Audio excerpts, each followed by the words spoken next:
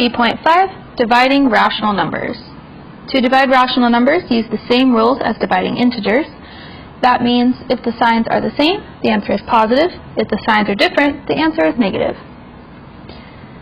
Remember, when dividing by a fraction, you multiply by the reciprocal. So we flip the second one.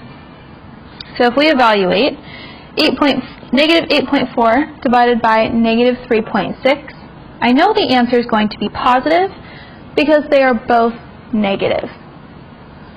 So this means we put 8.4 on the inside and 3.6 on the outside.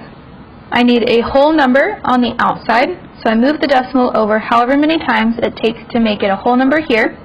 And I do the same on the inside. So I move it to the right once, and the decimal goes straight up.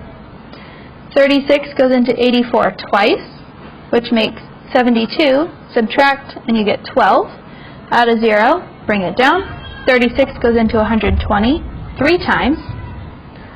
3 times 36 is 108. Subtract, and you get 12. This 12 produced the 3, so I know the 3 is going to repeat, so the answer is 2.3. 8/5 divided by negative 4/3. This will have a negative answer because they have different signs. So this is 8/5 times a negative 3/4. So you flip the second fraction. 8 times 3 is 24. 5 times 4 is 20. I can reduce each by 4 to get an answer of negative 6/5. Negative 2.4 divided by 3.2. We are doing long division again. 2.4 divided by 3.2. Move your decimal one spot to the right, and you will get 0.75. And since there is one negative, the answer is negative. 1/3 divided by 2 2/3.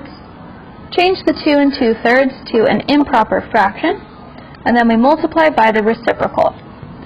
So when we multiply, we get negative 3/24, which, if we reduce that, becomes negative 1/8. Now we have something called a complex fraction.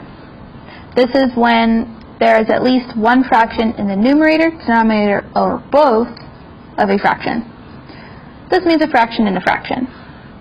So if we evaluate, negative 10/9 over 1/4, that's the same as saying negative 10/9 divided by 1/4. We know that a fraction means multiply, top divided by bottom, so we have top divided by bottom. Now we multiply in doing this kind of division problem. So we have negative 10/9 times 4/1 is negative 40/9, and that cannot be reduced.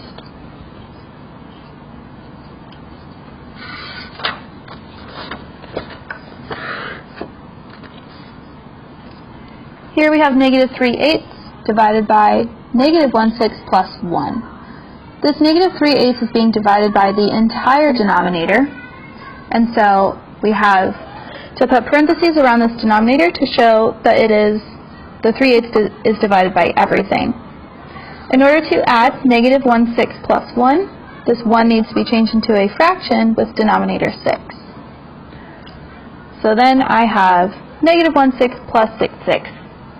That's negative 1 going positive 5, or positive 6, so we end up positive 5. Negative 3/8 divided by 5/6 is negative 3/8 times 6/5. This is equal to negative 18/40, which is equal to negative 9/20.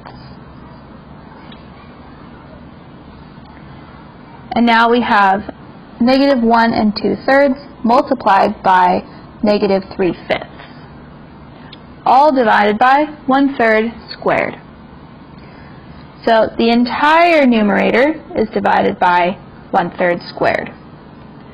So this entire numerator divided by 1/3 squared. 1/3 squared means 1/3 times 1/3, and changing negative 1 2/3 to an improper fraction, we get negative 5/3. Now, negative 5 times negative 3 is a positive 15. 3 times 5 is 15.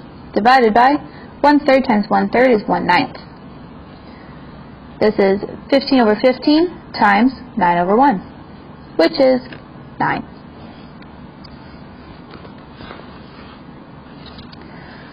A restaurant launches a mobile app that allows customers to rate their food from a scale of -5 to 5. So far, the customers have given the lasagna the scores of 2.25, -3.5, 0, -4.5, 1.75, -1, 3.5, and -2.5. Should the restaurant consider changing the recipe? Explain. So this is the scale that they have. We are going to find the average score and compare that to the scale.